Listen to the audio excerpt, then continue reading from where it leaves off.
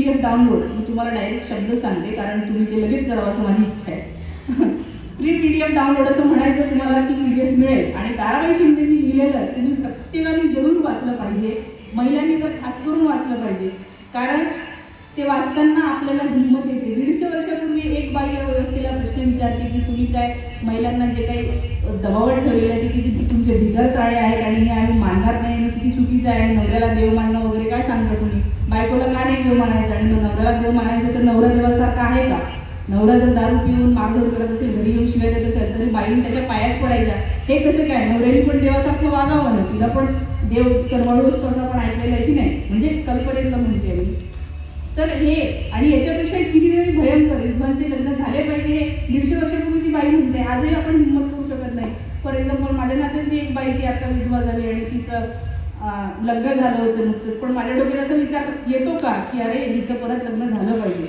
तो विचार आपल्या डोक्यात आला पाहिजे. मी तुम्हाला उदाहरण, माझी खूप जवळची मैत्रीण आहे, जिचे वडील खूप म्हणजे या एजमध्ये वयाच्या 50व्या वर्षी फॉर एक्झाम्पल गेले, तरी तिला वाटतं की माझ्या आईचं लग्न आता झालं पाहिजे. आई 52 वर्षाची आहे, पण तरी तिला वाटतं लग्न झालं पाहिजे कारण तिला काळजी आहे. तिला असं वाटतं की तिच्यावर जीव लावणारा कोणीतरी तिला मिळाला पाहिजे. आणि असा विचार करणं ही काळाची गरज आहे. ह्याच्यामध्ये काय संस्कृती वगैरे मांडणारे लोक म्हणतील हे काहीतरीच काय, पण त्या बाईच्या जीवाचा जर विचार केला तर तुम्हाला कळेल की हे खूपच चांगलं आहे. हे असा विचार केला पाहिजे समाजाने. आणि कधी कधी असं होतं की त्या बाईची इच्छा असते पण लोक काय म्हणतील म्हणून ती करू शकत नाही. तर असं नाही, प्रत्येकाचाच तो हक्क असतो की आपल्याला कोणीतरी प्रेम करणारा, जीव लावणारा, आयुष्यभर आपल्यासोबत असावं किंवा जीव लावणारी व्यक्ती आपल्यासोबत असावी. तर हा हक्क प्रत्येकाला मिळाला पाहिजे असा विचार आपल्या डोक्यात आज आला पाहिजे. 150 वर्षापूर्वी ताराबाई शिंदेंनी हे लिहिलं होतं. तर मला आज हे सांगावं वाटतं, ताराबाई शिंदेंचं एक आहे मनुस्मृतीमध्ये ज्या काही चुकीच्या गोष्टी आहेत त्यामुळे मनुस्मृती किंवा ते विचार आज बरेच फोफवलेले आहेत. आपल्याला कळत नाही, संस्कृतीच्या नावाखाली आपल्यावर जे काही सतत बिंबवलं जातं की तुमच्या फॅमिलीच्या ग्रुपमध्ये येत असेल की काय आजकालच्या मुली सलवार पण घालत नाहीत आणि जीन्स पॅन्टच घालतात आणि टिकली पण लावू शकत नाहीत आणि त्या बघा बायकीच्या धर्मातल्या कशा सगळं झाकून वगैरे असतात. तर या ट्रॅपमध्ये तुम्ही अडकू नका बिलकुलच. ठीक आहे. कारण 1000 वर्षापूर्वीची संस्कृती जर पाहिली तर कपडे नावाची गोष्ट ही 12,000 वर्षापूर्वी तयार म्हणजे इनोव्हेट झालेली आहे.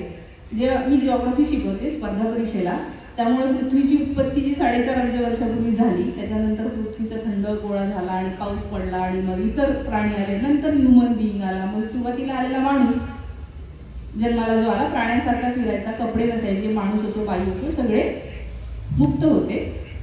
हा काळ होता. त्याच्यानंतर मग हळूहळू काहीतरी ते वेळ होता तर कपडे वगैरे तयार केले आणि मग थंडी वाजायची, तर त्यामुळे ते सगळं आलेलं आहे. त्यामुळे पृथ्वीची जर उत्पत्ती झाल्याच्या नंतर सुरुवातीचा मानव जर अत्यंत मुक्तपणे जीवन जगत असेल आणि आता 2023 मध्ये आपण असून आपण हे म्हणतो की हे लावायचं का ते लावायचं, तर हे किती फालतू ट्रॅपमध्ये आपण अडकतो आहोत. आणि मी अजूनही सांगते की पुढचाही काळ परत तसा येणार आहे की हळूहळू हे सगळं जाणार आहे. लोक हेच बघणार आहे की मला कम्फर्टेबल काय आहे, मला कशात हलकं वाटतं, छान वाटतं, मी तसं राहणार आहे. सणावाराला मी करेन सगळा मेकअप पूर्ण झाकून सगळं करेन, पण आपण घरात जे असतो ते रिलॅक्सच राहणारे असतो. आणि इथून पुढे आता तुम्ही जरी नाही म्हणले तुमची पुढची पिढी आणि त्याच्या पुढची पिढी, मी जर आम्ही हाही विचार करतो की त्याच्या पुढची पिढी लग्नच नाही करणार आहे, ते म्हणणार आम्हाला नाही करायचं, याचं पडायचंच नाहीये. जेव्हा सुरुवातीचा मानव जगत होता, विवाह संस्था पण नव्हती, कोण कोणाचा नवरा काहीच कोणाला काहीच माहित नव्हतं, सगळे असेच राहायचे. तो काळ परत येणार आहे असं मला वाटतं आणि ते त्याला भरपूर म्हणजे हजारो वर्ष आहेत अजून.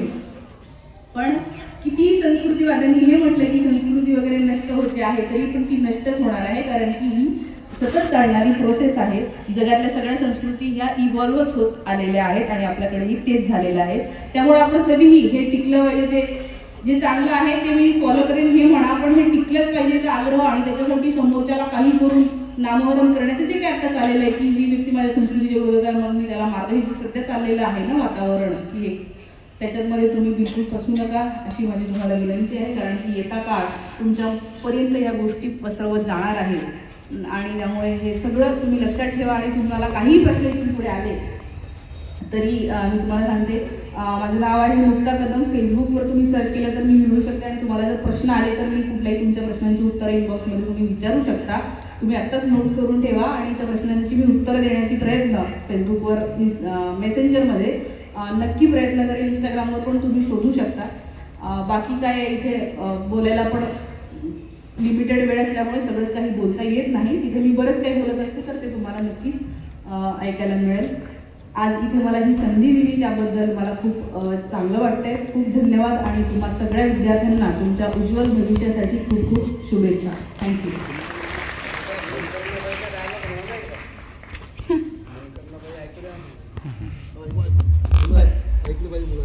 आमचं एक नाटक आता त्याला खूप संदर्भ आहे ते त्याच्यानंतर तो डायलॉग येतो. मी एका नाटकामध्ये काम करते जे वऱ्हाडी भाषेतलं नाटक आहे. माया सावरकर पूर्व त्याचे आम्ही मुंबई पुण्यामध्ये दिल्लीमध्ये सगळीकडे प्रयोग केले. त्याच्यामध्ये मनकर्णाबाई मानवतकर हे कॅरेक्टर मी प्ले करते. ही एक गावातलं पात्र आहे राजकारणामध्ये इंटरेस्ट असणारं. पण तरीही ती बाई काय म्हणते तुम्ही ऐका. शेवटचं मी तुम्हाला वाक्य सांगते त्या बाईचं. ती बाई म्हणते की